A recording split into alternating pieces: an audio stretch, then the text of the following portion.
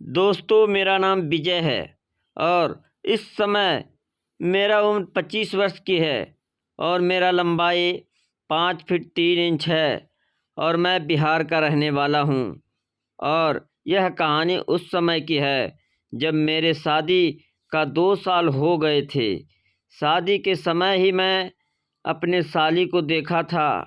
वो बहुत सुंदर थी और उसे देखकर मेरा मन कर रहा था, यार साली के साथ ही मेरा शादी होता तो और ज़्यादा अच्छा होता।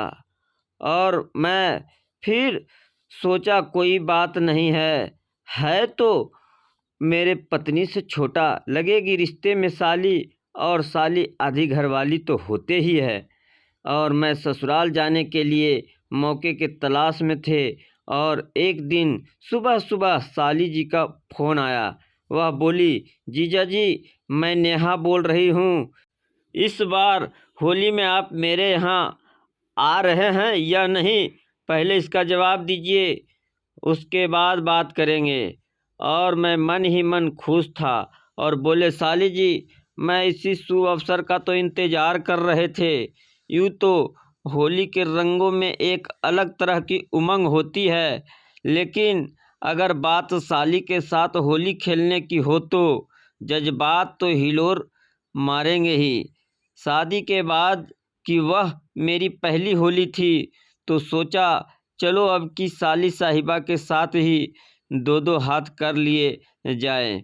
कहते हैं कि ससुराल तो बंदर भी शीशा देख कर जाता है, सो बन ठन कर हम भी होली से एक दिन पहले जा पहुँचे ससुराल।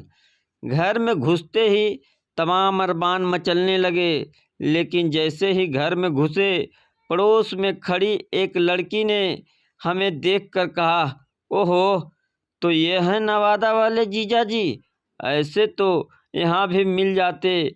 बुरा तो बहुत लगा भाई, पर उसकी बात को हमने कुछ यूँ नज़रअंदाज कर दिया मानो वह विपक्ष हो और हम केंद्रीय मंत्री। घर में घुसते ही भौ भौ की आवाज़ आई। लगा कि स्वागत करने का यह कौन सा तरीका है, लेकिन अगले ही पल पता चला कि वह हमारी साली साहिबा का प्यारा सा कुत्ता है जिसका नाम मोनू है। पर यह पता नहीं चला कि वह हमें इतने ध्यान से क्यों देख रहा था। वैसे तो ससुराल के सभी सदस्यों को हमारे आने की खुशी थी, लेकिन दो चीज़ें सबसे ज़्यादा चमक रही थी, साली साहिबा का चांद सा चेहरा और ससुर साहब की गंजी चांद। खैर साहब थोड़ी देर में साली साहिबा नाश्ता लेकर आ गई। बोली, जीजा जी लड्डू है, खाकर देखिए, मज़ा ना आए तो पैसे मत दीजिएगा। मोनू अब धीरे धीरे पहचान गया था, पर देख ध्यान से रहा था। हमारे दांत में कीड़ा है, एक लड्डू तो वहीं खा गया। ऐसे में बड़ी सफाई से हमने एक और लड्डू सरका लिया। 15 मिनट तक वो सब ठीक रहा, लेकिन उसके बाद पता नहीं क्यों साली जी का चांद सा चेहरा हमें कुछ धुंधला सा नज़र आने लगा। हमारी हालत खराब। पूर्णिमा के इस चांद को अचानक ग्रहण कैसे लग गया। कुछ ही सेकेंड में हम समझ गए कि लड्डू भांग के थे जो धीरे धीरे अपना असर दिखा रहे थे। मोनू अब भी हमें ही देख रहा था।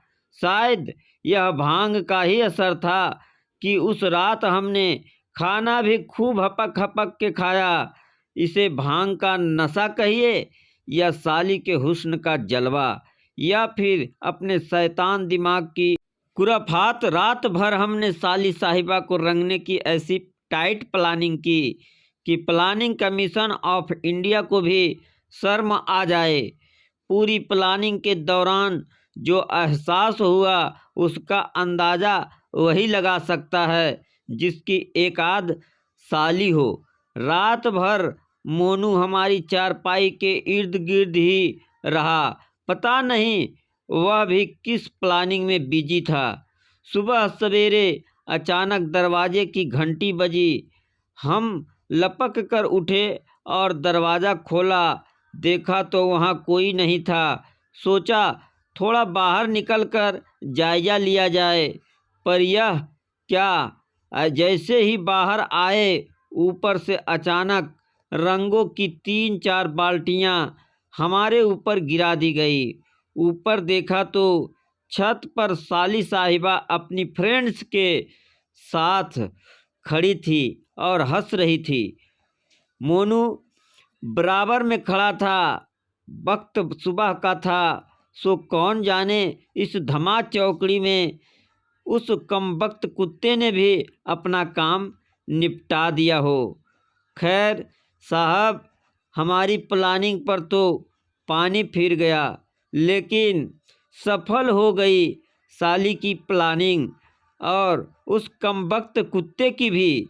मैं चला था जिसे रंगने रंग से, वही मुझे रंग दी अपने संग से। चलिए कोई बात नहीं दोस्तों, यह कहानी आपको कैसी लगी कमेंट के माध्यम से हमें ज़रूर बताएं, और ऐसे ही कहानी सुनने के लिए हमारे चैनल को लाइक और सब्सक्राइब ज़रूर करें। धन्यवाद।